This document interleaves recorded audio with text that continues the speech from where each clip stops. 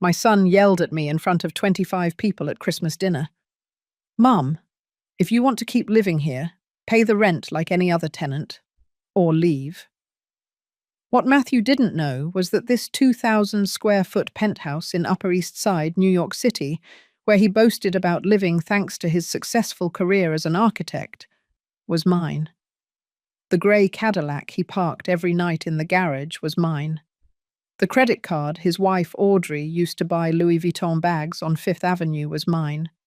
Everything, absolutely everything was mine.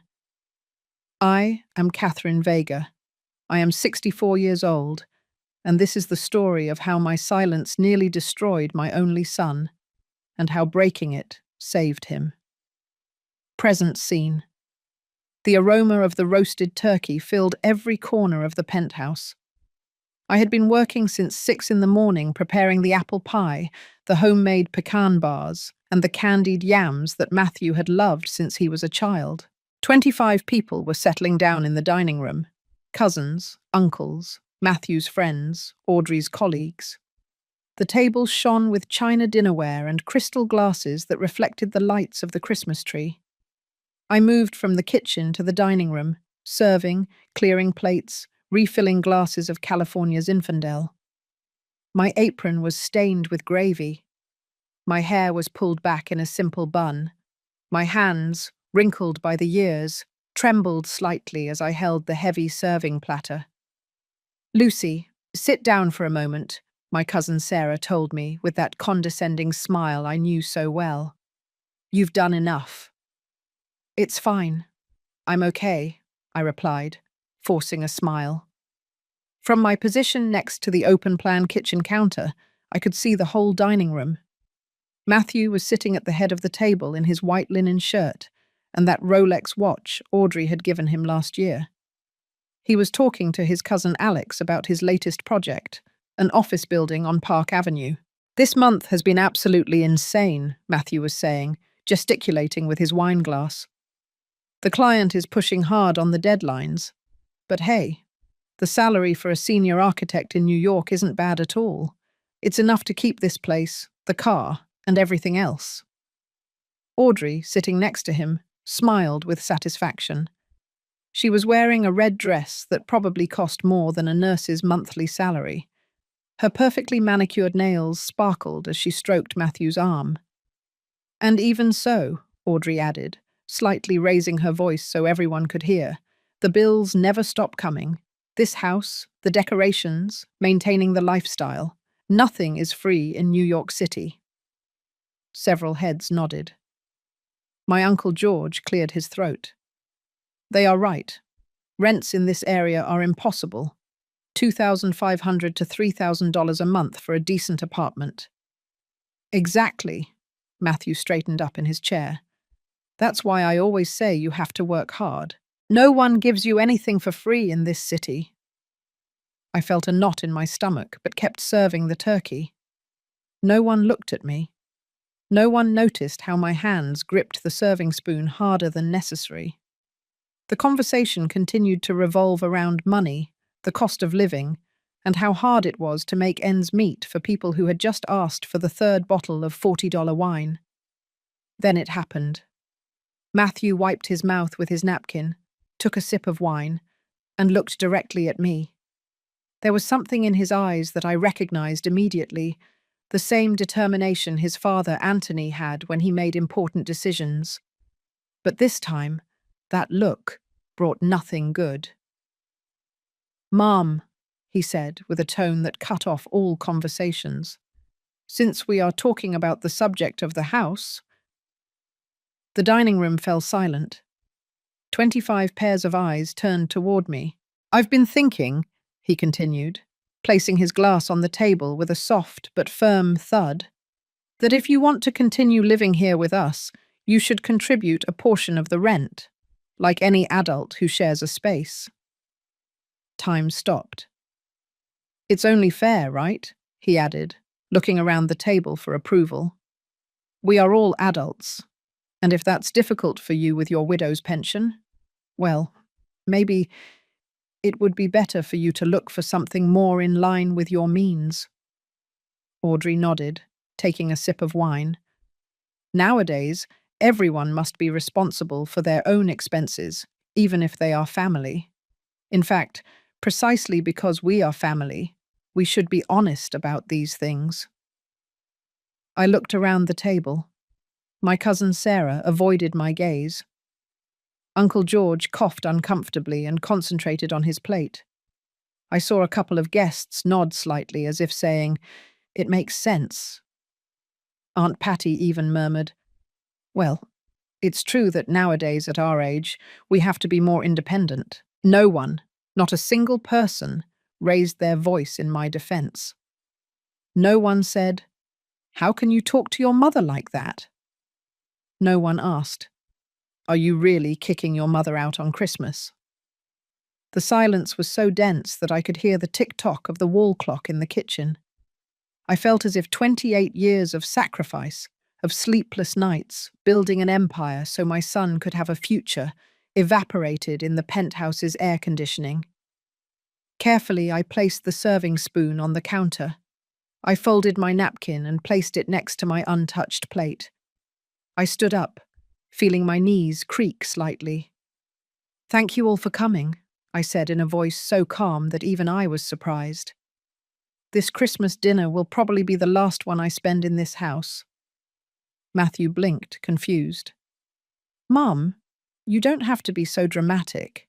We are just talking about being realistic with—" "You're right, Matthew," I interrupted him, looking him directly in the eyes. "It's time to be realistic." I turned around and walked toward the hallway that led to my bedroom. Behind me, I heard uncomfortable murmurs, the scraping of chairs, someone trying to resume the conversation with a, "So who wants dessert?" I closed my bedroom door. The sound of the latch was soft, but in my head, it resonated like the closing of a complete chapter of my life. Flashback, 30 years ago.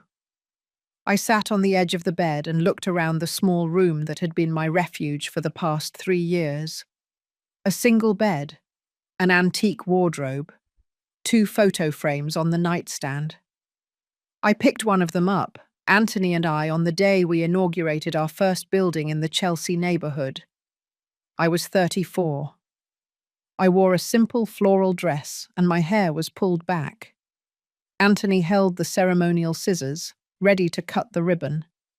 Behind us, a modest 4-story building. Our first dream come true. Reflective narration. How did I get here?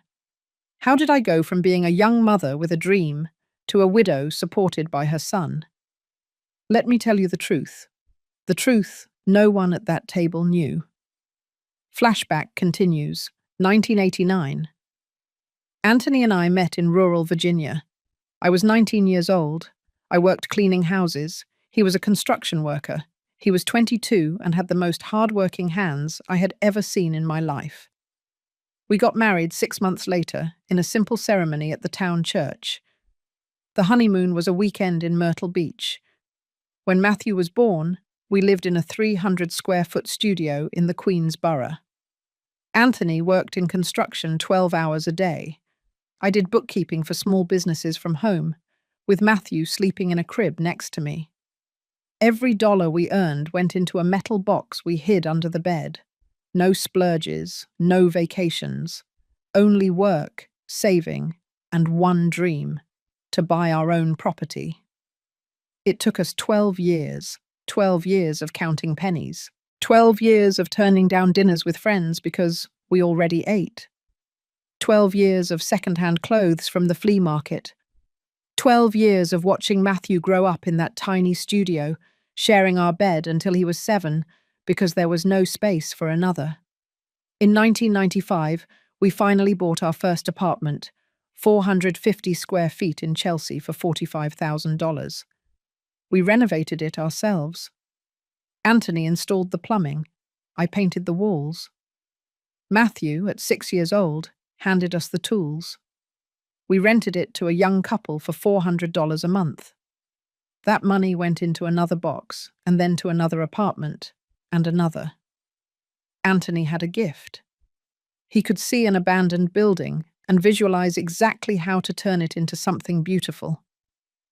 I had another gift. I could make every dollar multiply in the ledgers. In 2003, we bought our fifth building. The lawyer suggested we create a company to handle everything legally. Anthony thought of the sparrows he always saw on the electrical wires in Chelsea, those small but tireless birds. Vega Properties, he said, like our last name but with wings. Together, we overcame the 2008 financial crisis. When others sold in panic, we bought with strategy. Buildings in Brooklyn, apartments in Soho, commercial spaces in the Upper East Side. By 2015, Vega Properties had 47 properties in its portfolio. And then, one rainy Tuesday in November of 2017, Anthony put his hand to his chest while reviewing some blueprints in our office. "Kath," was the last thing he said before he fell. The hospital informed me it had been a massive heart attack. "He didn't suffer," were the doctor's words, as if they were a comfort. Return to present. I opened the nightstand drawer and took out a manila folder. Inside were documents that no one in this house knew existed. Articles of incorporation for Vega Properties, LLC. Stock shares. Catherine Vega, 85%. Executive Director, James Torres. Property contracts. Penthouse, Upper East Side, East 70th Street, 234. Owner, Vega Properties, LLC. Vehicle, Cadillac, AE6. Registered to Vega Properties, LLC. Authorized user, temporary, Matthew Vega. Additional credit card, primary account, Catherine Vega. I slowly flipped through the pages. Each document was a reminder of what I had built, of what I had allowed my son to believe was his. Flashback. 3 years ago. Matthew had finished his architecture degree. He got a job at a respectable firm. His salary was $2,800 a month. Not bad for New York, but not enough for the lifestyle he had always dreamed of. One day, he came to visit me at the Vega Properties office. I kept a low profile, working from a small office in the back of the building while James handled the public meetings as CEO. "Mom," Matthew said, sitting down across from my desk. "I want to move out on my own. I found an apartment for rent in the Upper East Side, but it costs $2,200 a month. With my salary, it's possible, but it's tight." I looked at my son. He had inherited Anthony's eyes, that determination, but there was also some youthful naivete that didn't yet know the real price of things. I opened the Vega Properties system on my computer. "We have an empty penthouse on East 70th Street, I told him. 2,000 square feet, renovated 2 years ago. Market value, $3,500 a month. Matthew's eyes widened. "Mom, that's way out of my budget." "I'll rent it to you for $1,400, I said. "It's an internal discount, employee's son rate." "Seriously?" His face lit up. "But won't you need it?" "I'm fine in my apartment in Chelsea," I lied. In reality, that Chelsea apartment was also mine, but he didn't know it. Besides, I prefer to live simply. You're young, you deserve a nice place. He signed the contract that same week. On paper it said, Lessee Matthew Vega, Lessor Vega Properties, LLC. He never asked who was behind Vega Properties. 2 months later, Audrey appeared in his life, a fashion influencer with 50,000 followers on Instagram. I saw her posting photos of the penthouse. My architect boyfriend has impeccable taste for spaces. When they got married, I gave him something else, an additional credit card linked to my account. "Just for emergencies," I told him, "in case you ever need something important." Something important became dinners at Michelin restaurants. Emergencies were $2,000 handbags. I received the statements every month and paid them in silence.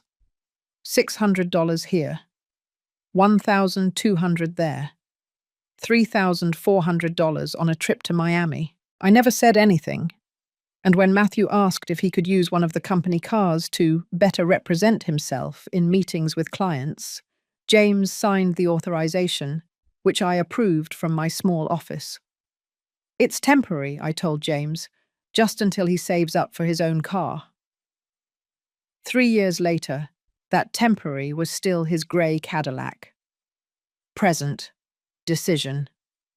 I took out my cell phone. It was 11:47 p.m. on Christmas night.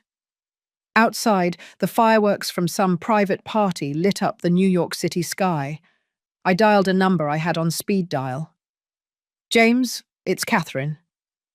Catherine, Merry Christmas. Is everything okay? His voice sounded worried. James Torres had been Anthony's right-hand man. After my husband's death, he had become my confidant and the only one who knew the full truth about my role in Vega Properties.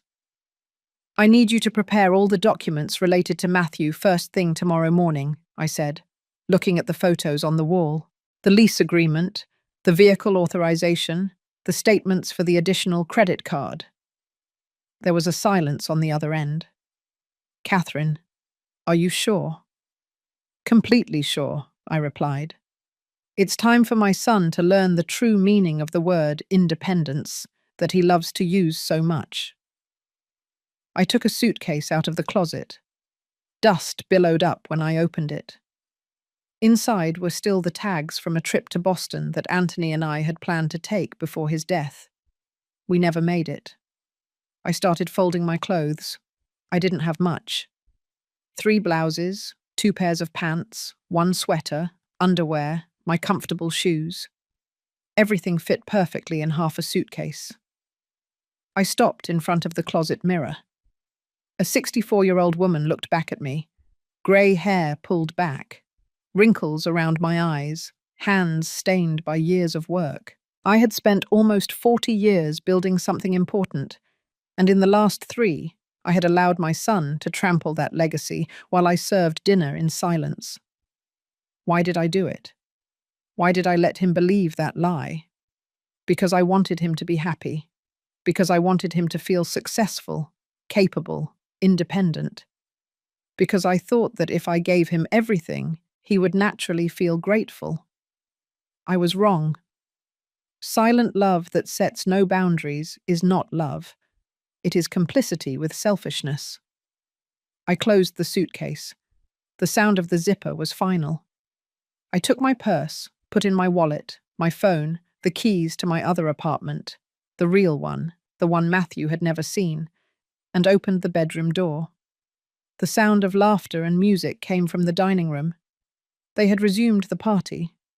They probably thought I was crying in my room, that tomorrow I would come out remorseful, begging forgiveness for ruining their Christmas. I dragged the suitcase down the hall. The wheels on the hardwood floor made a screeching sound that cut the music like a knife. Conversations ceased. 25 heads turned. Audrey was the first to speak, with that condescending smile. Catherine, don't be dramatic. No one is kicking you out. We are just having an adult conversation about responsibilities, I interrupted her. You're right, Audrey. It's time for all of us to be responsible adults. Matthew got up from the table, his cheeks slightly red from the wine. Mum, where are you going? I didn't mean it about you leaving tonight. I just wanted you to understand that. I understood perfectly, I said, standing firm by the door. I understood that you believe this house is yours, that the car is yours, that everything you have is thanks to your effort. Because it is, Audrey stood up too. Matthew works hard. He gets up early, works late. No one gave him anything for free. I looked her directly in the eyes. There was so much I could have said at that moment. I could have revealed everything right there. I could have pulled out the property documents and thrown them in their faces. But I didn't. Because the best lesson doesn't come from words. It comes from consequences. You're right, I said simply. No one gives anything for free. See you soon. I opened the penthouse door. Matthew took a step toward me. Mum, at least tell me where you're going. Let me call you a cab. No need, I replied. I already ordered a car. But at least send me a text when you get to wherever you're going, just to let me know you're okay. I looked him in the eyes. My son, the boy I had held in my arms, the young man I had seen graduate, the man who had just chosen pride over love. When I deem it necessary to communicate, I will, I said softly. Merry Christmas, Matthew. I closed the door behind me. The building hallway was silent, illuminated by cold LED lights. I dragged my suitcase toward the elevator. I didn't look back. I didn't cry. I just breathed. For the first time in 3 years, I breathed without the weight of a lie crushing my chest. The elevator descended the 7 floors in silence. When the doors opened on the ground floor, the night doorman looked up, surprised. Miss Vega, are you leaving? So late.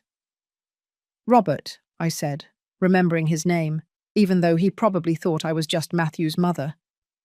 Could you do me a favor? Of course. When they come to pick up the grey Cadillac in the next few days, the one in parking space number 7, allow them access. They have authorization from the company. Robert blinked, confused, but nodded. As you say, ma'am. Outside, a black Lincoln waited for me. It wasn't a cab. It was a Vega Properties car driven by Mike, one of our trusted employees. Good evening, Ms. Vega, he said, taking my suitcase. To the Upper West Side apartment, please. I settled into the back seat. Nighttime New York passed by the window. The illuminated streets, tourists walking even on Christmas, closed stores with bright window displays. This city, my city, I had conquered it dollar by dollar, brick by brick, contract by contract. And somewhere along the way, I had become invisible in my own story. The car turned onto Broadway. Upper West Side was a quiet residential neighborhood, very different from the bustling Upper East Side. This was where I really lived. An 850-square-foot apartment in a 4-story building, no doormen, no luxuries. Mike stopped the car in front of number 23. Do you need help with the suitcase? No, thank you. I can manage. I climbed the stairs, there was no elevator, to the 2nd floor. I opened the door with my key. The apartment smelled unused, like a place that was often closed up. It was my secret refuge, the place I came to when I needed to think, work without interruptions, or simply be Catherine Vega, businesswoman, instead of Catherine, the single mother living off her son's charity. I left the suitcase by the door and sat on the couch. The silence was absolute. No music, no laughter, no son telling me to pay or leave. Just me and the decisions I would have to make at dawn. I took out my phone. I had 3 missed calls from Matthew. 1 text message. Mom, please tell me you're okay. I didn't want you to leave like that. It was just a conversation. Call me. I didn't respond. Instead, I opened my laptop and logged into the Vega Properties system. I clicked on the folder. Matthew Vega, assigned assets. A list appeared. Lease agreement, East 70th Street, 234, expires January 31, 2024. Assigned vehicle, Cadillac AE6, temporary authorization. Additional credit card, limit $5,000, linked to primary account, 3 clicks. That was all I needed to change my son's life. Was I being cruel? Vengeful? No. I was being a mother who finally understood that the greatest act of love is not giving everything, but teaching the value of every single thing. I closed the laptop. Tomorrow I would talk to James. Tomorrow the process would begin. That night, I slept better than I had in 3 years. The Vega Properties office occupied the third floor of a modernist building on Park Avenue, right between two luxury stores. I arrived at 8:30 a.m. on December 27th. The receptionist, a young woman named Sophia, almost spilled her coffee when she saw me. "Miss Vega, we weren't expecting. I mean, good morning." "Good morning, Sophia. Is James here?" "Yes. He arrived half an hour ago. He's in his office." I walked down the hall. The walls were decorated with photographs of our most emblematic buildings. In one of them, taken 5 years ago at the inauguration of a residential complex in Brooklyn, Anthony appeared with his construction helmet, smiling at the camera. Next to him, blurred in the background, was me. No one knew who that woman was, just another employee. I knocked on James's door. "Come in." James Torres was 45 years old, with greying hair at the temples, always impeccably dressed. When he saw me, he immediately stood up. "Catherine, please sit down." I didn't sit down right away. I went to the window. From here you could see the entire avenue, the morning traffic, tourists with their maps, New Yorkers rushing to the subway. "Did you bring the documents?" I asked. James opened a manila folder on his desk. "Everything is here. But before we continue, I need to ask you, are you absolutely sure? Once we start this." "James," I turned to him.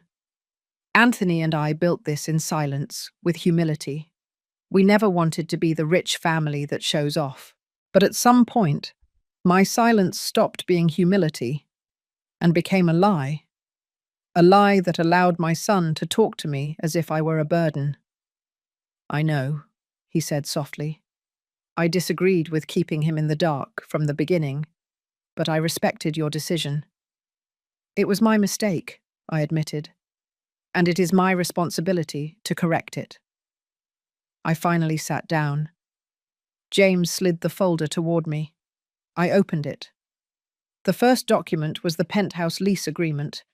It had been signed 3 years ago, automatically renewed every year. Clause 2, EP3.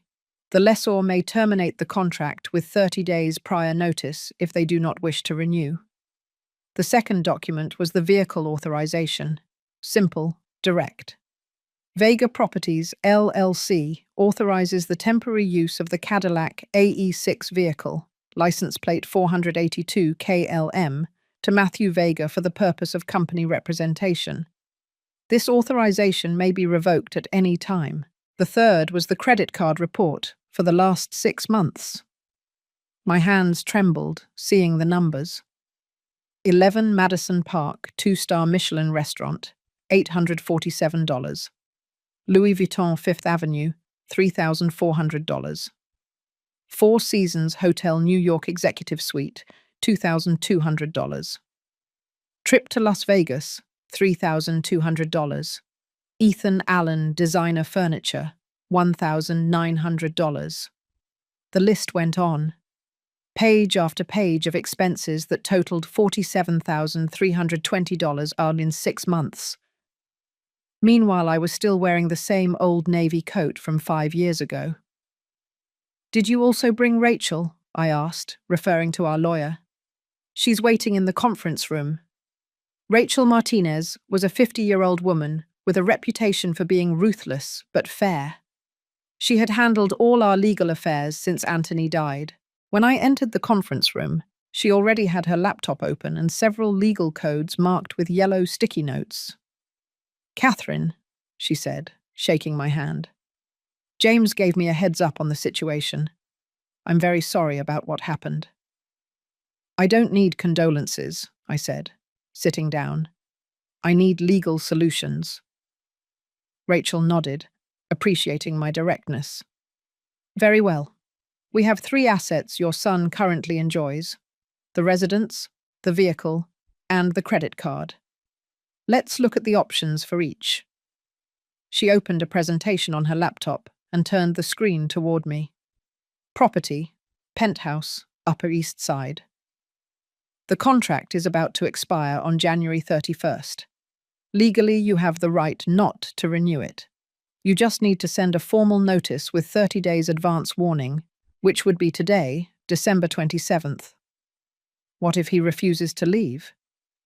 Then we initiate eviction proceedings.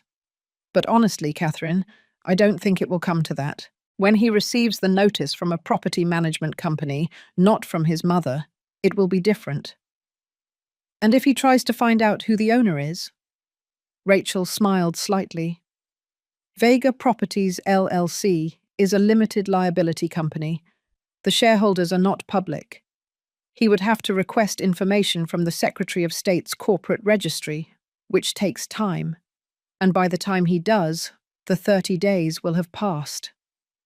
Cadillac AE6 vehicle, she continued. This one is more straightforward. It is company property. He only has authorization to use it. We can revoke it immediately and request the return of the vehicle. How is that done? We send a formal communication requesting the return within 48 hours. If he doesn't comply, we send a company employee with a tow truck and the spare keys. Do it, I said without hesitation. Credit card, Rachel said. This is the simplest of all. It's an additional card on your personal account. You can cancel it with a phone call, immediate effect. I looked at the 3 documents in front of me. My son would receive 3 blows in a matter of days. He would lose his house, his car, his unlimited access to money. Is it too harsh? James asked softly. We could do this gradually. First the card, then the car. Then, no, I interrupted him. Gradual would be cruel. It would be like cutting off a finger every day instead of ripping off the bandage all at once. He needs to feel the full impact to understand the magnitude of his mistake. Rachel looked at me with something resembling respect. You are stronger than I thought. I am not strong, I said. I am a mother who was blind for 3 years and finally decided to open her eyes. We spent the next 2 hours drafting the documents. 1. Letter of non-renewal of contract. Dear Mr. Matthew Vega, Vega Properties, LLC. In its capacity as a lessor of the property located at East 70th Street, 234 New York, hereby notifies you that the lease agreement, expiring on January 31, 2024, will not be renewed. In accordance with the residential tenancy law, you have until the indicated date to vacate the property in the same condition in which it was delivered. Sincerely, James Torres, Executive Director, Vega Properties, LLC. 2. Request for vehicle return. Dear Mr. Matthew Vega, the purpose of this letter is to inform you that the temporary authorization for the use of the Cadillac AE6 vehicle, license plate 4082KLM, property of Vega Properties, LLC, is revoked as of this date.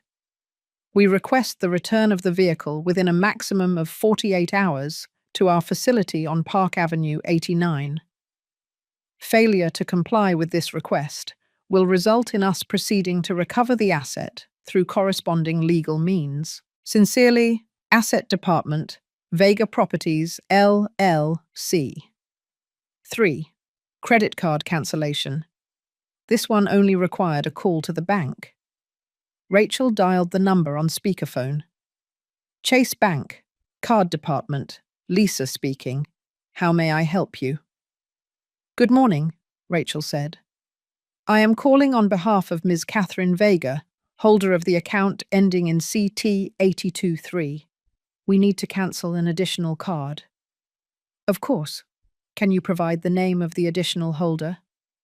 Matthew Vega. One moment, please. Yes, here it is. Do you want immediate or scheduled cancellation? Rachel looked at me. I nodded. Immediate. Perfect. The card will be blocked in the system in approximately 2 hours. Anything else? Yes, I added, leaning toward the phone. I would like to receive a detailed expense report for the last 12 months for that card, please. Of course, Ms. Vega. We will email it to you in the course of the day. We hung up. Rachel closed her laptop. That's it? The documents will be sent by certified mail and email today. The card will be cancelled before noon. The car? When do you want us to recover it? Tomorrow, I said. Give him time to read the letter first. Let him understand that this is serious. James leaned back in his chair. And you? Where will you be when all this explodes? In my apartment on the Upper West Side. I don't plan to hide. If Matthew looks for me, he knows where the office is, but I'm not going to make anything easy for him. And if he goes to the press? Rachel asked. Millionaire mother kicks out her son. That could be a juicy headline. Let him, I said. I have 28 years of documents showing exactly how I built this empire, and I have 6 months of statements showing how he and his wife used it as their personal ATM. I stood up. My knees creaked slightly. 64 years. Sometimes I felt every one of them in my bones. Thank you both. I know this is uncomfortable. Catherine, James said, also standing up. Anthony would be proud of you. He always said true love sets boundaries. I wish you had listened to him sooner. I felt a lump in my throat. Anthony, how much I missed him in moments like this. I wish I had too, I whispered. I left the office at 11:30 a.m. The winter sun shone on Park Avenue. Tourists were taking photos of the St. Patrick's Cathedral. A young couple was arguing about which restaurant to choose for lunch. Normal life continued. I stopped in front of the Louis Vuitton window. There, on the center mannequin, was a bag I recognized from the statements, $2,634. Audrey had bought it in October and flaunted it on her Instagram with the caption, "When your husband spoils you." At that moment, my phone vibrated. A message from Matthew. Mum, good morning. Where are you? I stopped by the Chelsea apartment I thought was yours, but the doorman says a young couple lives there. Can you call me? I'm worried. I put the phone away without responding. I walked to a small coffee shop in Soho, one of those that don't have Instagram, just good coffee and honest sandwiches. I ordered a cortado and a croissant. The total, $3.50. Audrey probably spent that on a single fingernail at the manicurist. My phone rang. It was James. The emails were sent, he said. Matthew should receive them any minute. Perfect. Catherine, are you really okay? Yes, I replied, looking out the coffee shop window. For the first time in 3 years, I'm okay. I hung up and took a sip of coffee.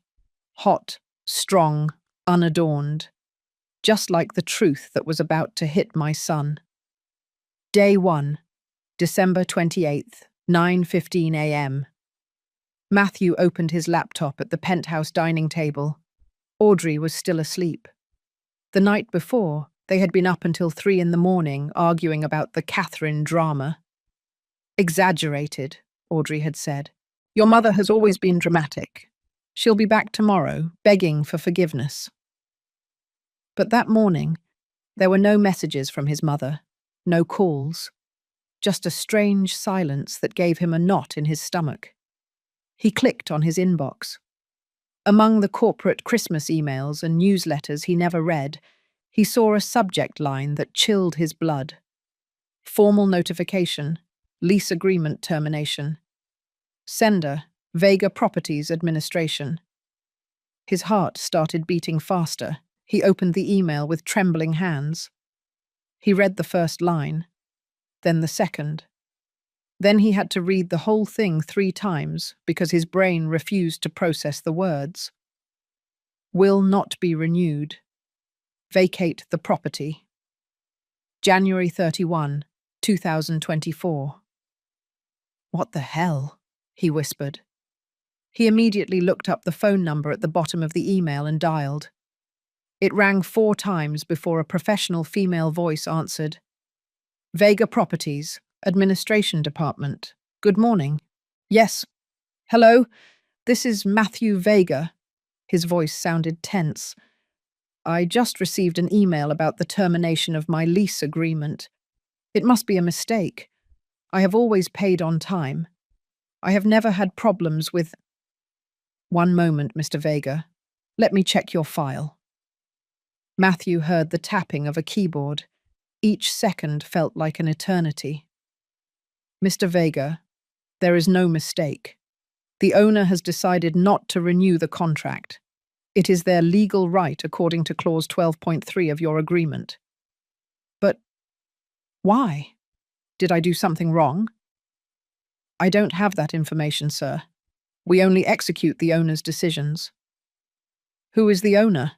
Matthew asked, feeling panic starting to climb up his throat. I need to talk to them. This makes no sense. That information is confidential. If you wish to appeal the decision, you may send a formal written request to our office on Park Avenue. Park Avenue. Matthew frowned. I know that office. It's near where I work. Is there anything else I can help you with? Yes. Can I at least continue renting when the apartment goes back on the market? Of course. When the property is available again, you can apply like any other applicant. The current market price for that unit is approximately $3,800 a month. Matthew almost dropped the phone. $3,800, but you pay $1,400, Mr. Vega, a preferential price that will no longer apply. The line went dead. Matthew sat there, staring at his phone screen. $3,800. His monthly salary was $2,800 after taxes.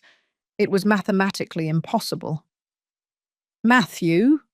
Audrey appeared in the bedroom doorway, wrapped in an expensive silk robe. Why are you yelling? We're being evicted, he said in a hollow voice. We have to be out of the apartment before January 31st. Audrey blinked, as if he had spoken a foreign language. No, that can't be. This is your apartment. It's rented, Matthew muttered. It always has been. But you pay on time. You have rights as a tenant. They can't just... Yes, they can. And they did. Audrey walked over and read the email over Matthew's shoulder. Her face changed from confusion to disbelief, and then to fury. This is because of last night, isn't it? Your mother did this. Somehow she convinced the owner to... I don't know. Matthew ran his hands through his hair. I don't know, but I need to find out. He grabbed his jacket and the Cadillac keys. Where are you going? To the Vega Properties office. I'm going to talk to someone face to face. This cannot be happening. 12:30 p.m., Vega Properties office. Matthew parked the Cadillac in a nearby parking garage, $4.50 an hour, a small fortune he usually didn't care about, and walked quickly toward the building on Park Avenue. He had never been there before. The facade was elegant, modernist, with high windows and wrought-iron balconies. A discreet plaque next to the entrance read, Vega Properties, LLC, 3rd floor. He climbed the stairs 2 at a time. When he reached the reception desk, a young woman greeted him with a professional smile. Good morning. How may I help you?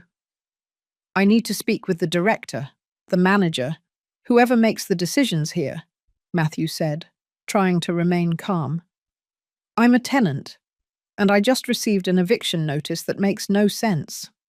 My name is Matthew Vega. The receptionist checked something on her computer, and her expression changed slightly, almost imperceptibly, but Matthew noticed it. One moment, please. She stood up and disappeared down a hallway. Matthew took the opportunity to look around. The walls were decorated with photographs of buildings. He recognized some. the complex in Brooklyn, the offices in Soho, and he froze. In a large photograph in the center of the wall was his father, Anthony Vega, in a construction helmet, smiling in front of a half-built building. The plaque underneath read, Anthony Vega, co-founder, 1989 to 2017, in memoriam. Co-founder. His father had been a construction worker. He had never mentioned owning a part of Mr. Vega, a man in his mid-40s with an impeccable suit and greying hair at the temples, approached, hand extended. I am James Torres, Executive Director of Vega Properties. I understand you have concerns about your lease agreement. Matthew automatically shook his hand, but his mind was still processing the photograph of his father. Yes, Excuse me, that photo. My father worked here. James followed his gaze, and something akin to sadness crossed his face. Anthony was much more than an employee, but that is a separate issue. Why don't we go to my office so we can… James's office. The office had views of the entire avenue. Matthew sat in a leather chair while James opened a file on his desk. Mr. Vega, I understand your concern, but the decision not to renew your contract is completely within the legal framework. The owner? Who is the owner? Matthew interrupted. I need to talk to them. There's been a misunderstanding. My mother, she said something inappropriate at Christmas dinner, and if that somehow reached the owner's ears… Your mother has nothing to do with this, James said, although Matthew noticed something odd in his tone. It's simply a business decision. Then at least let me apply to renew. I can pay more. I can… The market price is $3,800 a month, James said firmly. Can you pay that amount? Matthew opened his mouth. He closed it. The math was brutal and obvious. There are other apartments in New York, James continued, not without some compassion. I suggest you start looking soon. The market in January is competitive. Matthew stood up, feeling dizzy. This isn't right. Something isn't right here. As he left, his gaze fell again on the photograph of his father, and then he noticed something he hadn't seen before. In the background of the slightly unfocused image was a woman with a simple dress and her hair pulled back. She was holding a folder and talking to a man in a suit. Something about the woman's posture felt familiar. 2:15 p.m., the mall at Columbus Circle.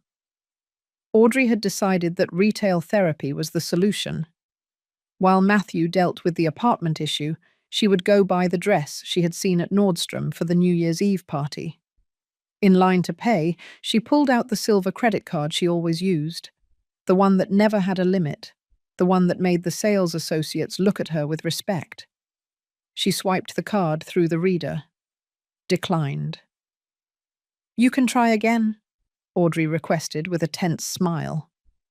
The cashier tried 2 more times. Declined. Declined. I'm sorry, Ma'am. The card isn't going through. Do you have another form of payment? The people behind Audrey in line began to murmur. She felt her cheeks burn.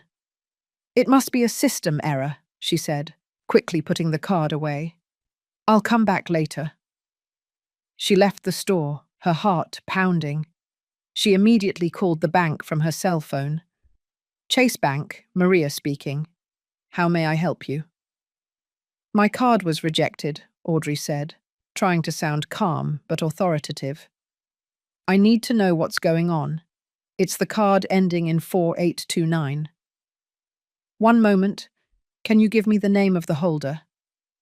Audrey Ruiz Vega. I see here that this is an additional card. The primary holder is Catherine Vega. Audrey felt as if cold water had been thrown on her. Catherine? My husband's mother? Yes, ma'am. And that card was cancelled yesterday at the request of the primary holder. Cancelled? That's right.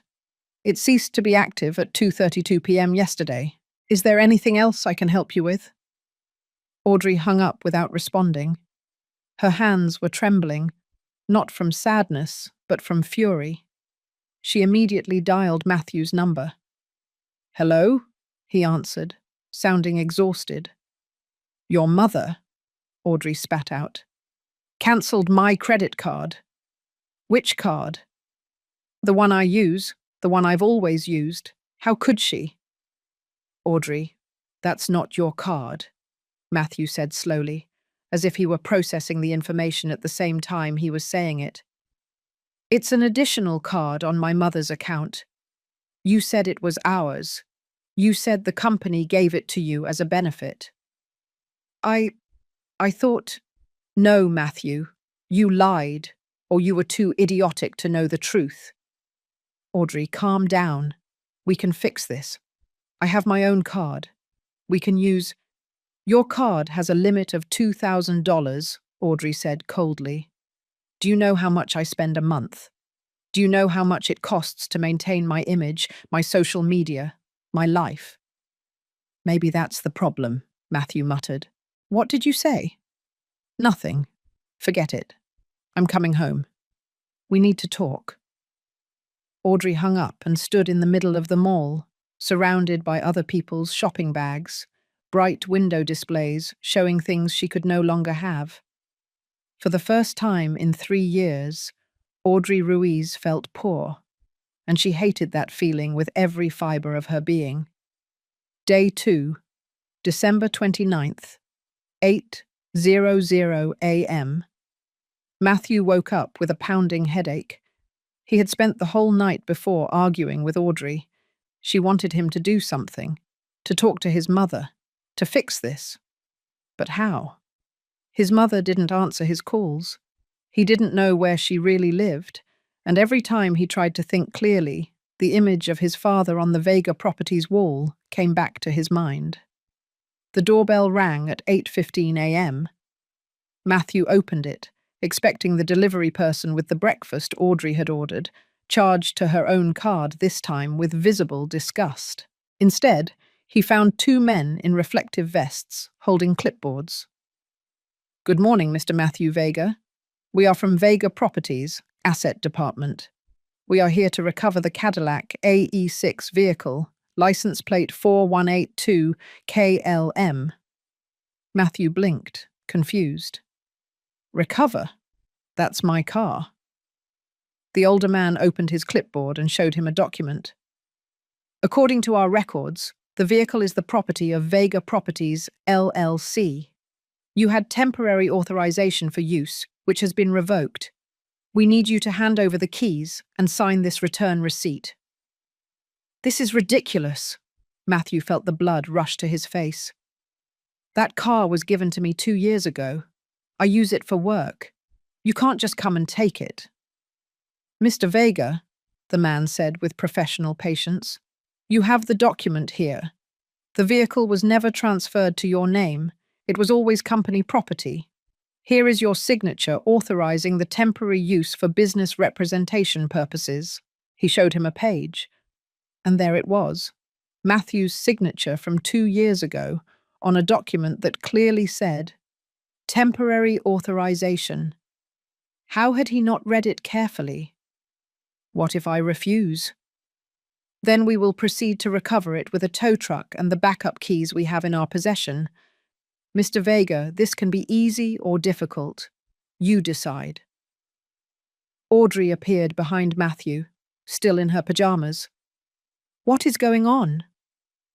"They're taking the car," Matthew said in a defeated voice. "What?" Audrey pushed Matthew aside. "That car is ours.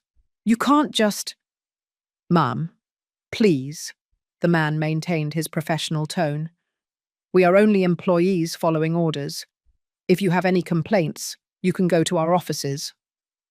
Matthew turned around, went into the apartment, and returned with the Cadillac keys. He dropped them into the man's hand without a word. "Thank you for your cooperation. Sign here, please." Matthew signed the return receipt. The men inspected the car, took photographs, and 10 minutes later, The grey Cadillac was disappearing down the street. Matthew and Audrey stood in the building entrance, staring at the empty space in the parking lot. "Your mother," Audrey said slowly, "is destroying us." "I don't understand." Matthew shook his head. "None of this makes sense. How can my mother have so much power over—" He stopped. An impossible, absurd idea began to form in his mind. The photograph of his father at Vega Properties, the word co-founder, James Torres's strange looks, the fact that the entire apartment, the car, the card, were connected to Vega Properties. "No," he whispered. "It can't be." "What can't be?" Audrey asked. But Matthew was already running back to the apartment, looking for his laptop. Search for the truth. Matthew typed into Google, "Vega Properties owners." The first results showed basic corporate information. Vega Properties, LLC, a real estate management company founded in 1995. Executive Director James Torres. Portfolio: 47 properties in New York City and the metropolitan area. Estimated value, $38 million. He clicked on images. Photographs of buildings, inauguration ceremonies, press articles appeared. And then he saw her. A photograph from 2015 taken at the inauguration of a residential complex in Brooklyn. In the foreground, James Torres cutting a ribbon. But in the background, clear as day, his mother, Catherine Vega, in a pantsuit, talking to two men in suits who were evidently listening to her with deference. He zoomed in on the image. The caption read, "James Torres, Executive Director of Vega Properties, at the inauguration of the Sea Towers complex, project developed by the Vega family." The Vega family. With trembling hands, Matthew searched on LinkedIn. Catherine Vega, New York. There was no public profile, but when he searched for Vega Properties employees, a list appeared. And there, without a photo or description, appeared a name. Catherine Vega, principal shareholder. No, no, no, no. Matthew ran his hands through his hair. Audrey walked over and read over his shoulder. "Your mother owns Vega Properties." "I don't know. Maybe. Oh my God, Audrey, I think she does." "Then that apartment? It's hers. And the car? Hers. And the card? Hers. Everything is hers." Audrey collapsed onto the couch, her face pale. "We've been living in her house, spending her money, while you," she turned to him with furious eyes, "while you boasted to everyone that you had made it on your own. Oh my God, Matthew, you told her to pay rent in her own house." Matthew felt nauseous. "I didn't know. I swear to God, I didn't know." "How could you not know? Didn't you ever ask? Did it never seem strange to you that an apartment in the Upper East Side cost $1,400? I thought it was an employee price or something. She always lived so modestly. With her old clothes, her small apartment." "What small apartment?" Audrey laughed humorlessly. "Matthew, I'll bet anything that small apartment was also a sham. She probably has a mansion somewhere she never showed us." Matthew stood up abruptly and grabbed the house keys. "Where are you going?" Audrey asked. "To find someone who will tell me the truth." 2:20 a.m. St. Luke's Hospital. His grandmother, Carol, was in room 304, recovering from pneumonia. Matthew hadn't visited her since she was admitted a week ago. He had been too busy with work and Christmas parties. When he entered the room, his grandmother was awake, reading a magazine. She looked up, and a shadow of disappointment crossed her face before she could hide it. "Matthew, what a surprise." "Grandma." Matthew walked over and kissed her wrinkled cheek. She looked fragile, small beneath the hospital sheets. "How are you feeling?" "Better." The nurses say I can go home in a few days. That's good. There was an awkward silence. Carol looked at him with those eyes that always saw more than one wanted to show. You didn't just come to ask about my health, did you? She finally said. What happened, Grandma? Matthew sat in the chair next to the bed. I need you to tell me the truth about Mum. What truth? Vega Properties? The money? Everything. Carol slowly closed the magazine. So you finally found out. I knew, son. I was there from the beginning. I watched your mother and father save every penny for years. I watched them buy their first apartment. I watched them build that empire brick by brick. Why did they never tell me, Carol? She sighed, a tired sound that seemed to carry decades of weight. Because your mother wanted you to be strong on your own. She didn't want you to grow up like those spoiled rich kids who think the world owes them something. But they lied to me. They didn't lie to you, Carol corrected him firmly. They just didn't tell you everything. There is a difference. They let me believe that I was supporting the house, that I was taking care of her. And that made you feel good, didn't it? Carol asked knowingly. It made you feel important, the successful son who takes care of his poor, widowed mother. Matthew opened his mouth to protest, but the words caught in his throat. Your mother, Carol continued, could have lived in a mansion. She could have retired 10 years ago, but she chose to live modestly. She chose to work every day, and she chose to give you advantages without you becoming dependent on them. Or she tried to. What do you mean? Matthew, how much did you spend last month on restaurants, on clothes, on trips? Matthew didn't answer. Your wife, Carol almost spat the word. She has posted 47 photos in the last month, showing off your luxurious life. Handbags that cost more than a nurse's monthly salary, while your mother, the woman who owns all of that, wears the same jacket from 5 years ago. I didn't ask for any of that, Matthew said weakly. You didn't ask, but you accepted. And you didn't just accept, son. You boasted. You told the world that you had achieved all of that. And on Tuesday night, in front of 25 people, you told your mother to pay the rent or get out. Tears began to roll down Matthew's cheeks. I didn't know. And does that make it better? Carol took his hand with her weak strength. Your mother taught you with her silence, but you learned the wrong lesson. You thought her humility was weakness, her generosity an obligation.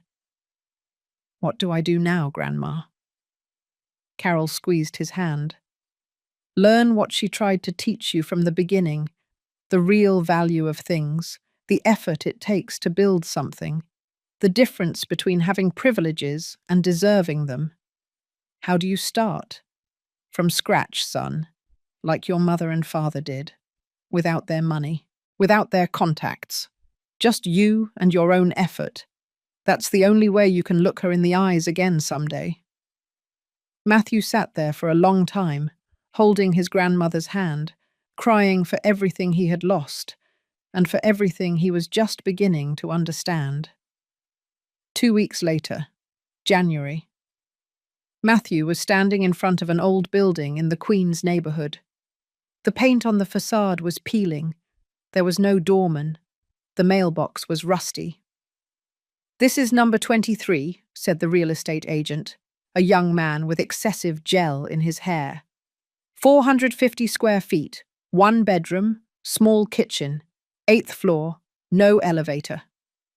How much? $850 a month, plus utilities. Audrey, standing behind Matthew with her arms crossed, let out a bitter laugh.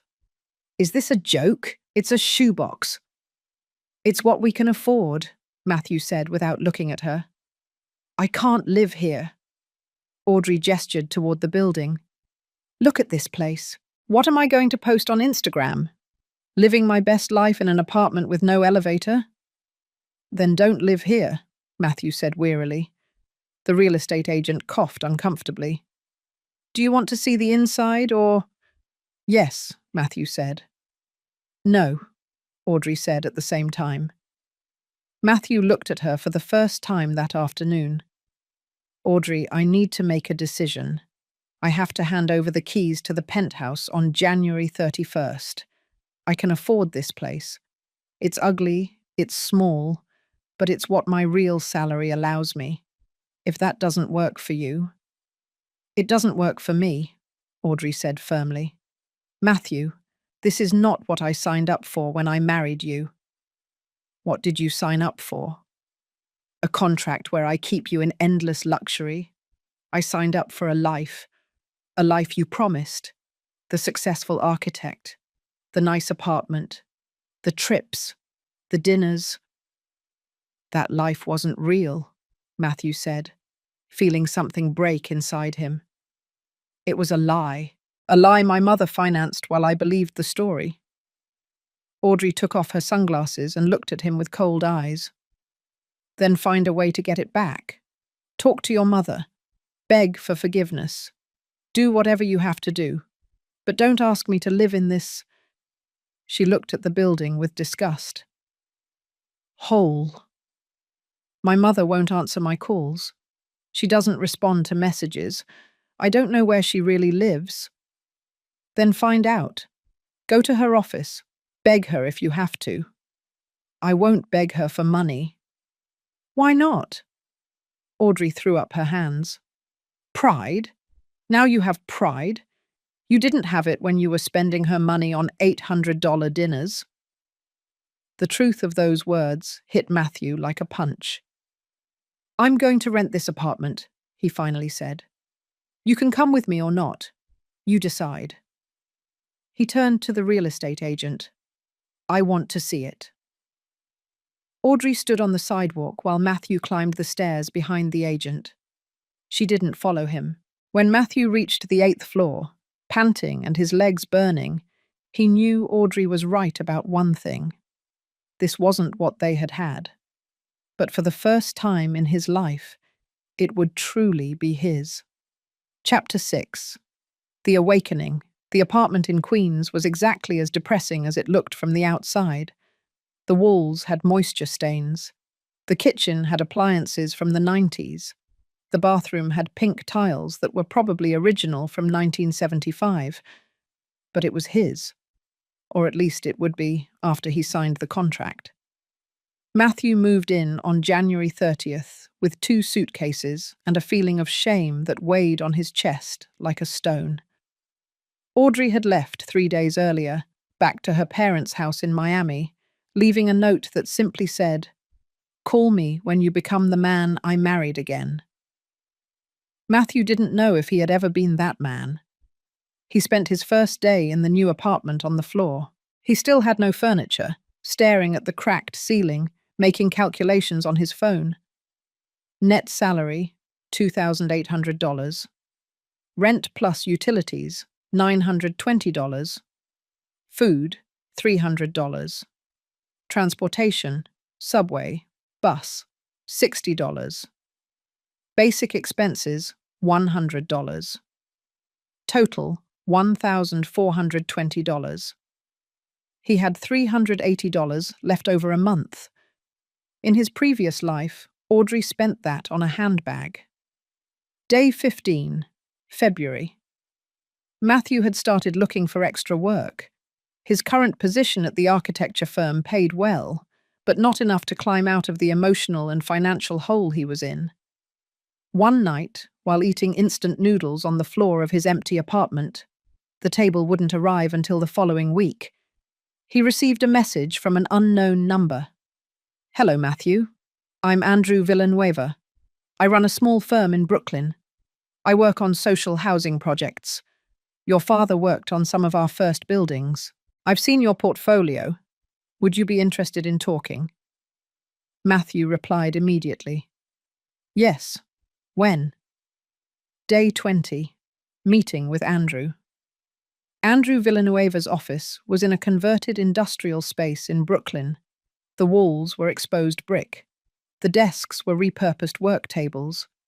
There were 5 young employees working on MacBooks, surrounded by models and blueprints.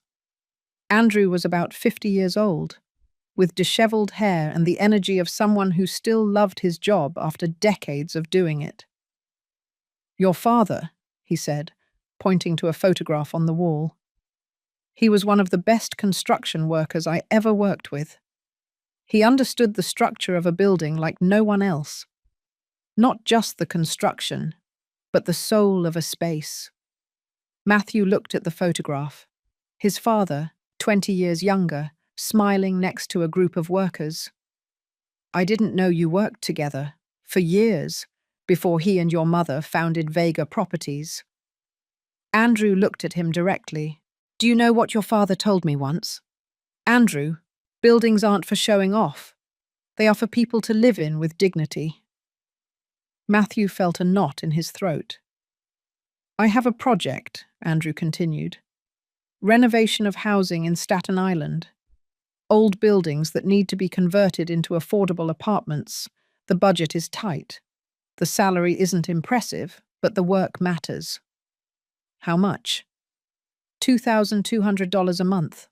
For 6 months. If it works out, maybe more. It was less than he earned now, but Matthew nodded. "When do I start, Andrew?" Andrew smiled. "Monday. Bring sturdy boots. You'll be on the construction site, not just in the office." Day 45. March. Matthew was waking up at 6 a.m. He took the subway to Staten Island. He worked on dusty construction sites until 6 p.m. He came home exhausted, ate something simple. He had learned to cook pasta, omelets, and basic salads, and spent his nights drawing designs on his old laptop. One Saturday, his next-door neighbor, an older woman named Rose, knocked on his door. "Excuse me, young man, do you have any sugar? I ran out." Matthew gave her a package. Rose looked over his shoulder at the almost empty apartment. "Did you just move in?" "A month ago. And your wife?" "I don't have a wife. I'm in transition." Rose nodded wisely. "Life puts you where you need to be, not where you want to be. Come for dinner tomorrow if you like. I'm making spaghetti." Matthew went. Rose's spaghetti reminded him of his mother's, and for the first time since Christmas, he felt something akin to the warmth of home. Day 60, April. Audrey sent him divorce papers. Matthew signed them without a fight. Part of him felt relieved. She deserved someone who could give her the life she wanted, and he needed to discover who he was without the weight of all those expectations. Day 90, May. The project in Staten Island was taking shape. Matthew had designed a modular system that allowed old industrial buildings to be converted into 500-square-foot homes with natural light and open spaces. The cost per unit, $75,000. Andrew was impressed. "This could work on a larger scale. Have you thought about presenting it to investors?" "I don't have contacts," Matthew admitted. "Well, I do. Let me make some calls." That night, Matthew sat in his small apartment. He now had a table, a mattress, and 3 chairs bought from IKEA, and thought about his mother. Over the past 3 months, he had tried to call her 47 times. All messages remained unanswered. He wrote one more. "Mum, I don't expect you to forgive me. I don't expect you to give me anything back. I just want you to know that I finally understand. I'm learning, slowly but learning. I love you, Matthew." Send. He didn't expect a response, but 10 minutes later his phone vibrated. A message from a number he recognized as James Torres's. "Your mother received your message. She says she is well, and that she is proud you have found honest work. Keep going. When the time is right, she will contact you." Matthew read the message 5 times. She is proud. For the first time in months, he smiled. Day 120, July, 6 months later. The New York summer heat made Matthew's small apartment in Queens feel like an oven. He had no air conditioning, just an old fan that Rose had given him. But there was something liberating in the honestly earned sweat, in the discomfort that reminds you that you are alive, that you are fighting. Matthew had gotten up at 5:30 a.m. to take advantage of the cool hours. On his tiny table, surrounded by blueprints and models made with recycled cardboard, was something that had kept him awake for weeks, a project that could change everything. Dignified Housing, New York. 120 modular apartments on abandoned industrial land in Staten Island. Total cost, $9.6 million. Price per unit, $80,000. Aimed at low to middle income families who had been pushed out of the New York housing market. It wasn't just architecture, it was social justice. His phone rang. Andrew. Matthew. Good morning. Are you sitting down? Yes, why? Because I got you an audience. There is an investment group interested in social impact projects. They want to see you on August 15th. Matthew felt his heart race. Who are they? I can't tell you much. They are discreet, but they have serious capital. If your presentation is good, Matthew, this could be real. How much capital? Enough to build the entire complex. But Matthew, you need to be flawless. This is an opportunity that won't be repeated. When he hung up, Matthew looked at his reflection in the bathroom mirror. 6 months had changed his face. He was thinner. He had dark circles under his eyes from working nights. His hands had calluses from being on the construction sites. But his eyes had something they had never had before. Purpose. August 1st. Preparation. Matthew spent the next 2 weeks preparing the presentation of his life. He worked on the construction site by day and in his apartment by night. Rose brought him coffee and omelettes.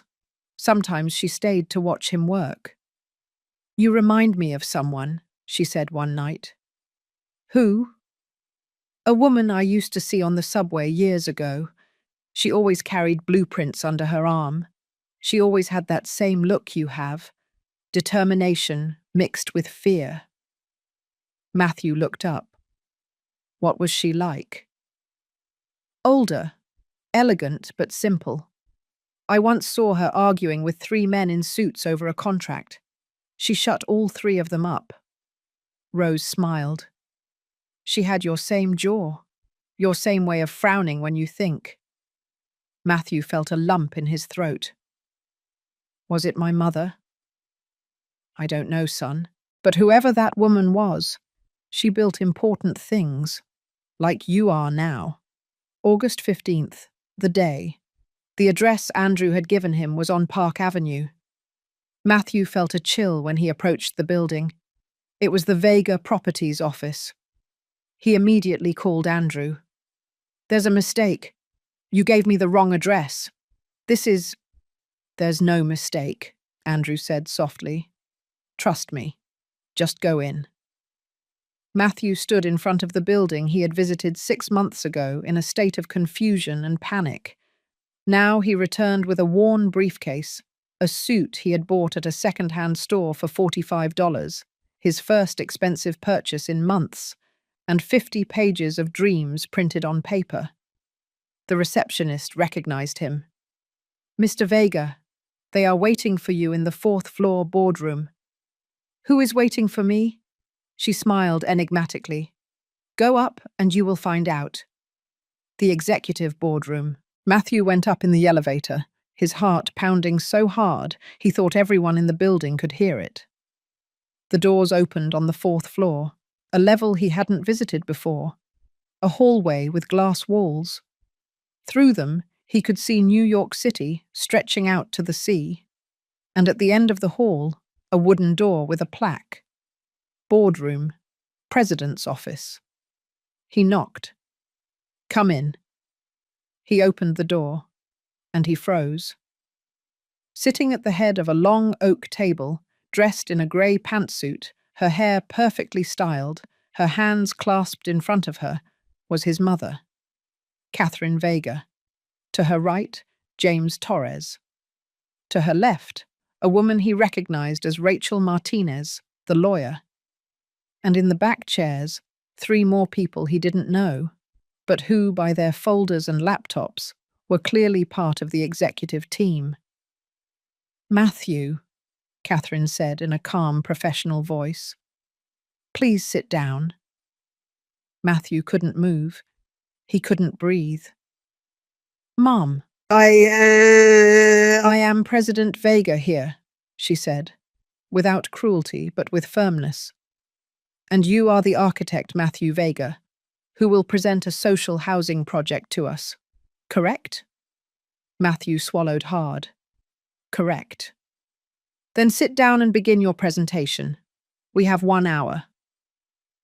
With trembling legs, Matthew walked toward the projector. He connected his old laptop. The screen had a crack in the corner that he had tried to fix with tape.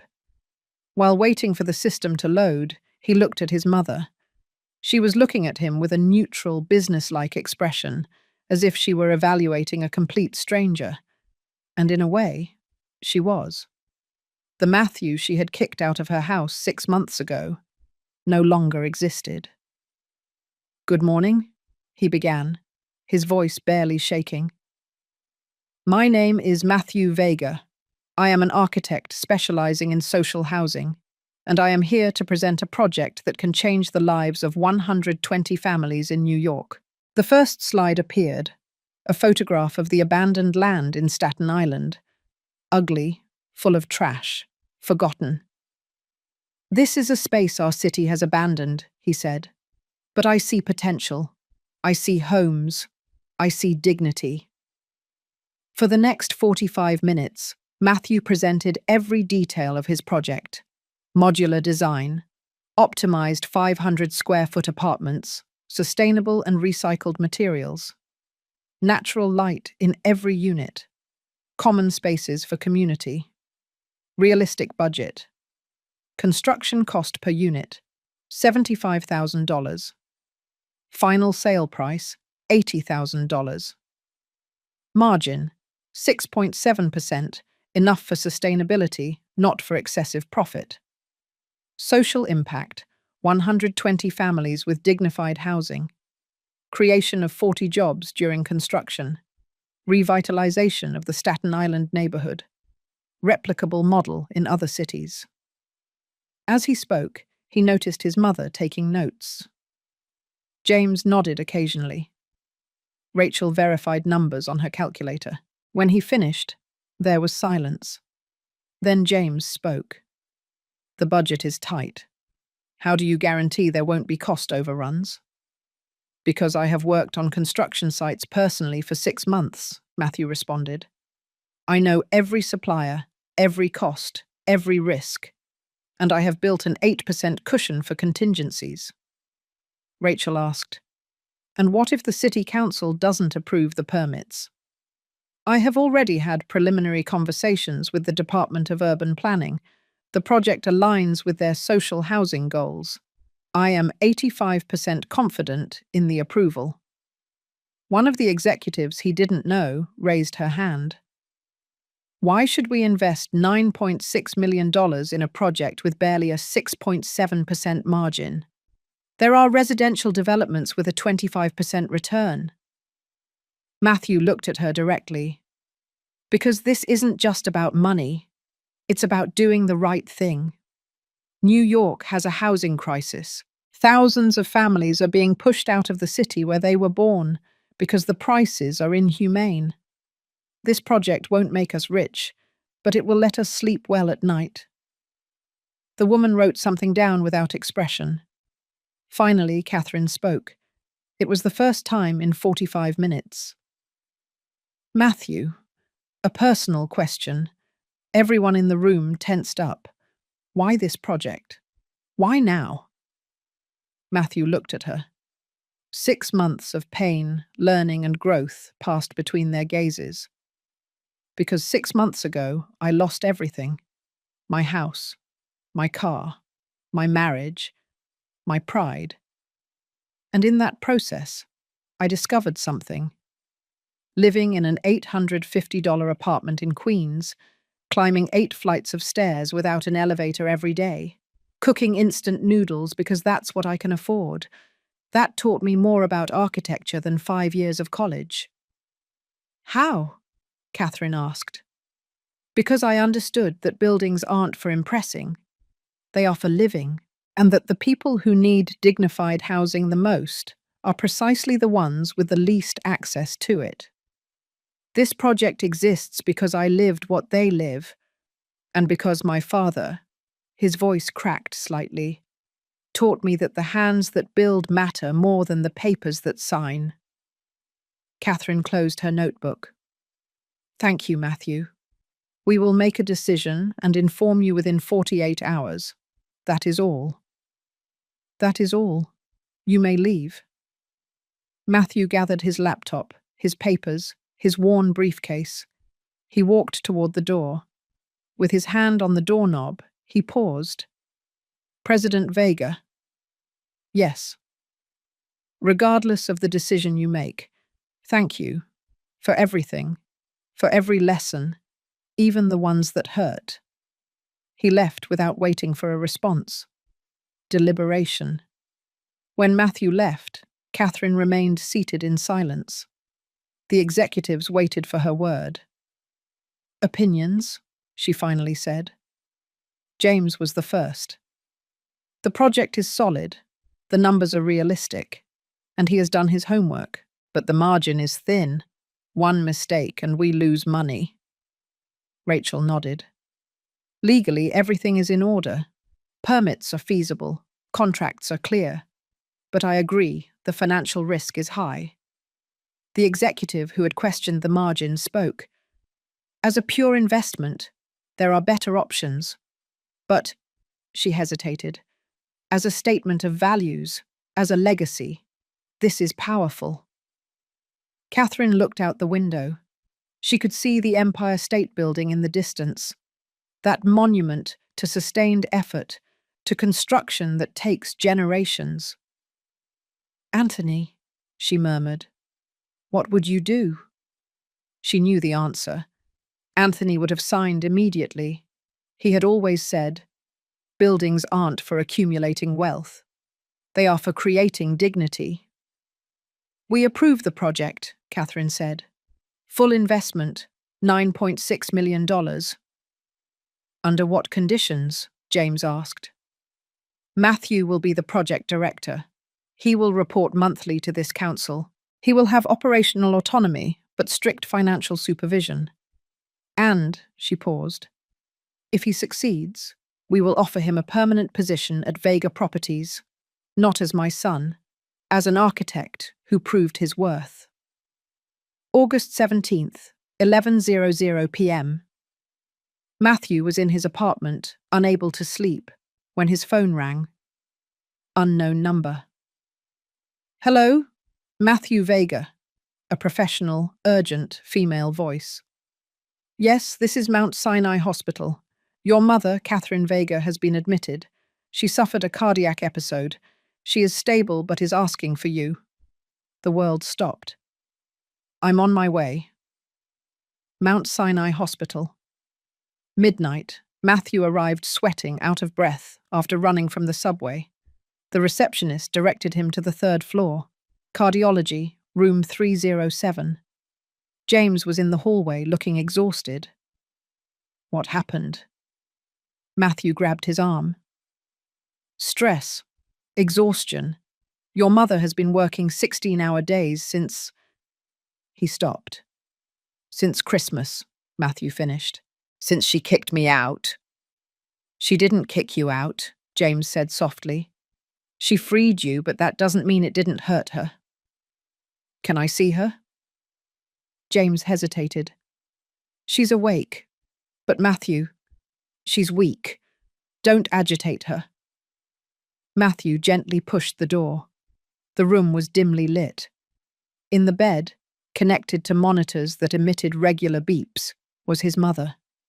She looked small, fragile.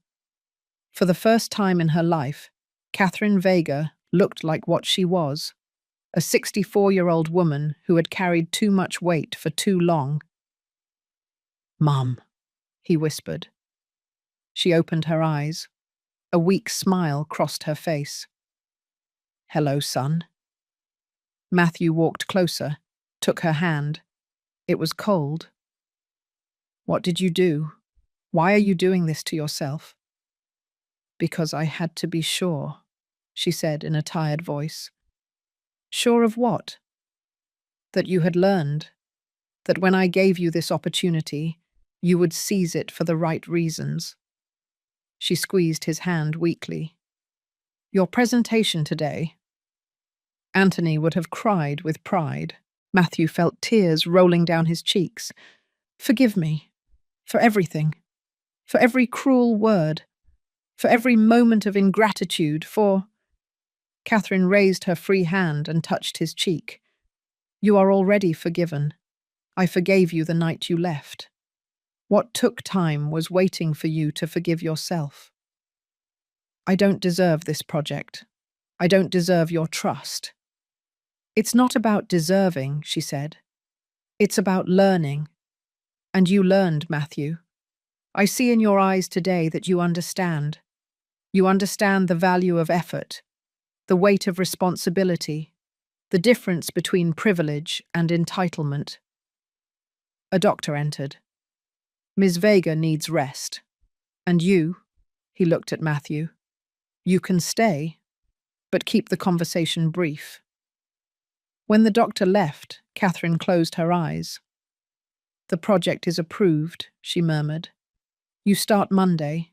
James will give you the details. You're going to be okay."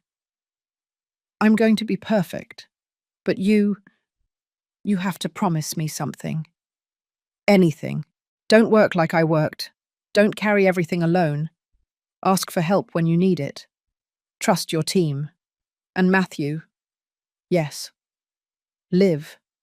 Don't just build buildings. Build a life, one that is worthwhile. Do you promise me?" "I promise you, Mum." She smiled, already half asleep from the medication. "Good. Because I didn't do all this for you to repeat my mistakes. I did it so you could build something better." 6 months later, February of the following year. The land in Staten Island had been transformed. Where there was once garbage and abandonment, there were now solid foundations, steel structures rising toward the sky, and the constant sound of the future being forged in construction. Matthew was on the site at 7 a.m. every morning with his helmet, boots, and blueprints under his arm. His team was small but dedicated. 2 young architects, 1 engineer, 3 construction foremen who had worked with his father years ago. "Matthew," one of the workers called him, "we have a problem with Unit 23. The measurements don't match." Matthew climbed the scaffolding. He had lost his fear of heights weeks ago, and personally checked. The error was minimal, but it could cause structural problems. "We'll dismantle this section," he decided. "Better to lose 2 days than compromise safety." It wasn't the first difficult decision, nor would it be the last. Monthly reports. Every first Friday of the month, Matthew presented progress to the Vega Properties Council. Catherine, fully recovered from her cardiac episode, presided over these meetings with a critical eye.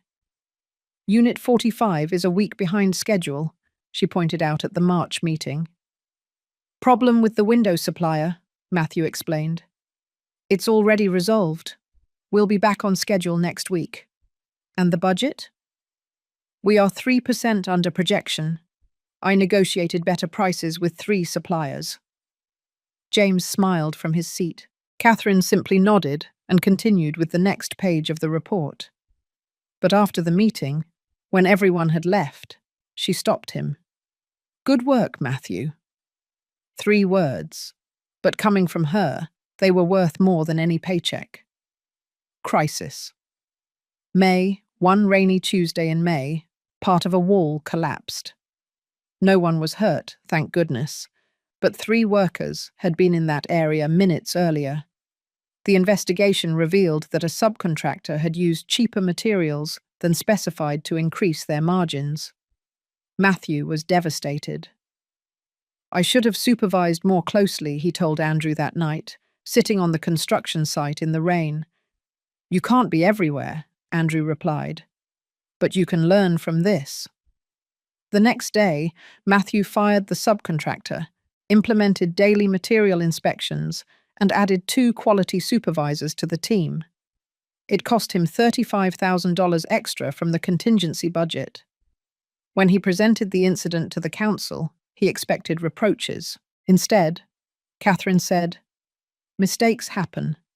What matters is how we respond. You did the right thing." First family, August. The first completed unit was delivered in August. The Smith family, father, mother, 2 children, and a grandmother, had been living in a shared 300-square-foot apartment in Lower East Side, paying $700 a month. When Matthew handed them the keys to their new 500-square-foot home, Ms. Smith cried. "It's beautiful," she kept saying, walking through the empty but light-filled apartment. "I never thought we could have something like this." Her youngest son, Luke, a 10-year-old, ran up to Matthew. "You designed this?" "Yes."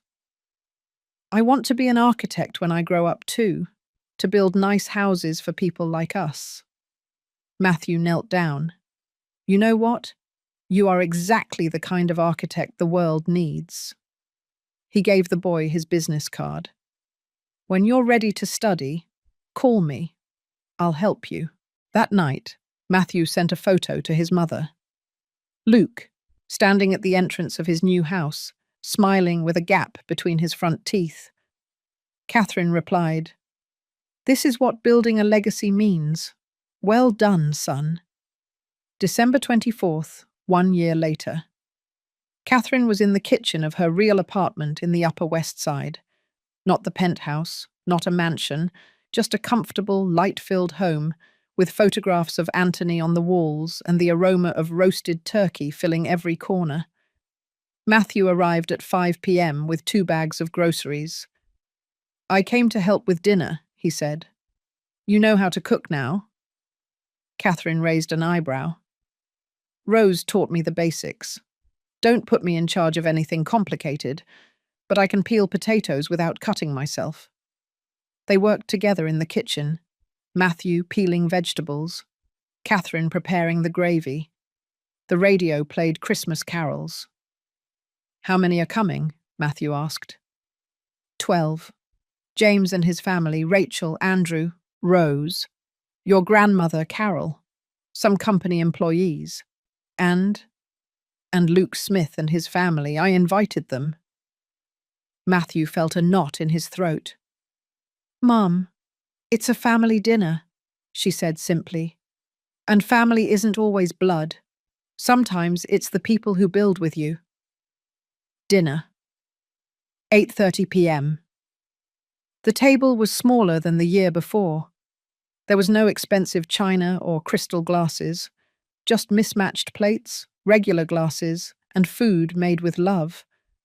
But the conversation was real. The laughter was genuine.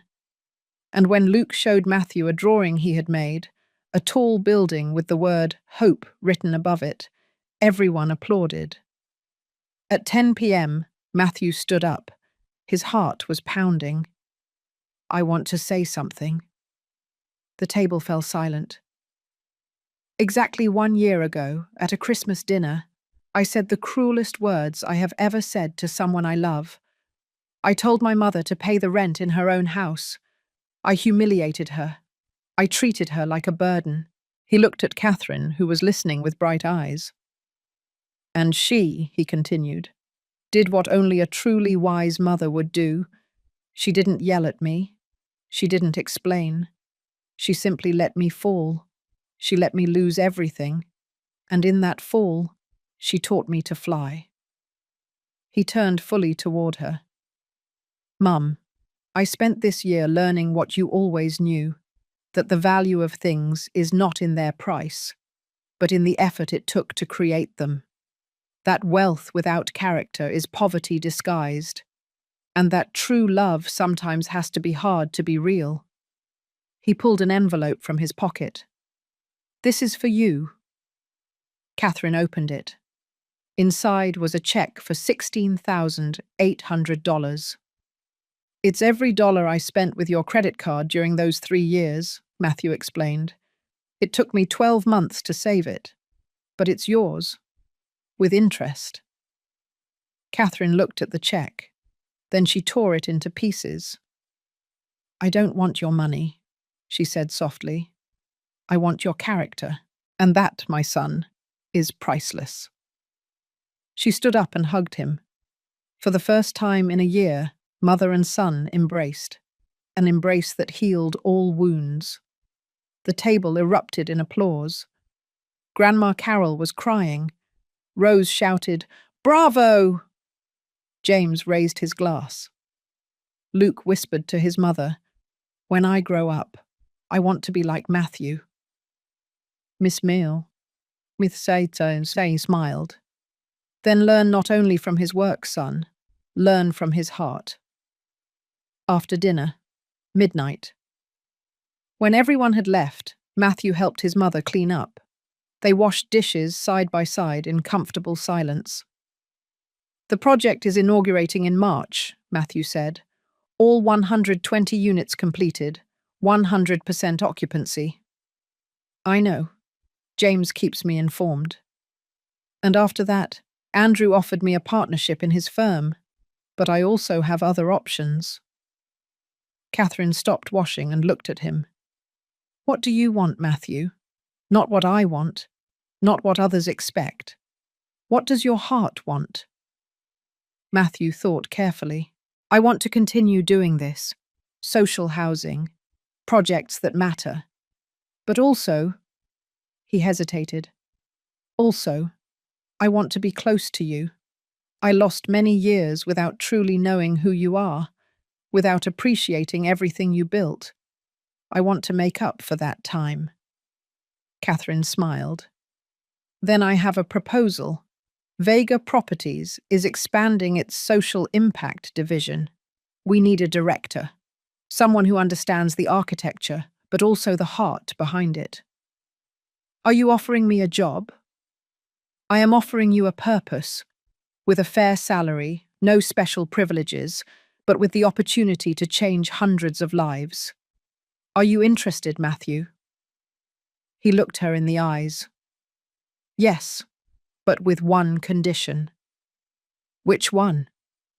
That we meet for dinner at least once a week. No talking about work. Just mother and son, making up for lost time.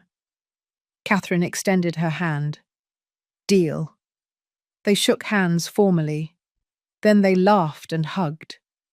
2029, inauguration of the Anthony Vega complex. Matthew was 40 years old. His hair was beginning to show the first grey streaks. But his eyes shone with the satisfaction of someone who had found his place in the world. He was standing in front of a complex of 15 buildings on the outskirts of New York. Anthony Vega Residential Complex. 450 social impact homes. Beside him was Catherine, now 69 years old, officially retired, but never truly absent. Your father would be screaming with excitement, she said. I know. Sometimes I feel like he's here watching. He always has been. In the audience were families who had received housing. Luke Smith, now 15, and with a full scholarship to an architecture school. Rose, sitting in the front row with a handkerchief for her tears. James, Rachel, Andrew, the entire team that had made this possible. And a new woman next to Matthew, Anne, a school teacher who worked in marginalized neighborhoods. They had been together for 2 years. She understood his passion. She shared his purpose. When Matthew took the microphone, He thought about his prepared speech. Then he ignored it and spoke from the heart. This project is named after my father, Anthony Vega, a man who believed that buildings aren't for accumulating wealth, but for creating dignity. But it is also the legacy of my mother, Catherine Vega, who taught me the most important lesson of my life, that true love sometimes has to let you fall so you can learn to fly. He looked at his mother. 5 years ago, I was an arrogant man who believed he deserved everything without having earned it. Today, I am just a man who tries every day to be worthy of the last name he carries. These 450 homes are not my achievement. They are our achievement. Of every family that trusted the project. Of every worker who put their sweat into every brick. Of every person who believed that New York can be a city where everyone has a dignified home. And it is a promise. As long as I live, I will continue building, not for my wallet, but for our collective future. The crowd applauded. Matthew cut the ceremonial ribbon. The doors opened, and the families began to enter their new homes. Luke approached Matthew. Do you remember when you gave me your card 5 years ago? Of course. I kept it. And now, the boy showed an envelope. I was accepted to the Columbia University Graduate School of Architecture with a full scholarship. I want to design buildings like you. Not like me, Matthew said, putting a hand on his shoulder. Better than me. Learn from my mistakes. And build a world that we can only imagine. That night. Catherine's apartment terrace. Catherine and Matthew were sitting on the terrace, looking at the lights of New York City stretching out to the sea. Are you happy, son? Catherine asked. Yes, more than ever. And Anne is different from Audrey. Real, genuine. She loves my work, not my status. That's the difference between love and transaction. Matthew nodded. Then he asked, And you, Mum, are you happy? Catherine thought carefully. I am at peace, which is better than happiness. Happiness comes and goes. Peace remains. What gives you peace? Seeing you become the man I always knew you could be. Seeing the Vega name means something bigger than money. Knowing that when I'm no longer here, there will be something worthwhile to inherit. Don't talk like that. You're going to live another 30 years. Catherine laughed. Maybe, but when my time comes, I want you to know something. That everything I built, she extended her hand toward the city, is not my true legacy. You are. The man you became. That is my masterpiece. Matthew felt tears in his eyes. I don't deserve a mother like you. No one deserves love, Matthew. We can only honor it, and you have honored it. They sat there as New York City shone below them, a city of dreams built with effort, of homes earned with dignity, of legacies that transcend generations. And in that moment, they both knew that Catherine's silence, that silence that almost destroyed her family, had finally spoken. And its message was clear. True love is not demonstrated with easy gifts, but with difficult lessons. It is not measured in dollars spent, but in character forged. Catherine Vega had built a real estate empire, but her true inheritance was a son who finally understood that the value of a man is not measured by what he owns, but by what he builds with his own hands.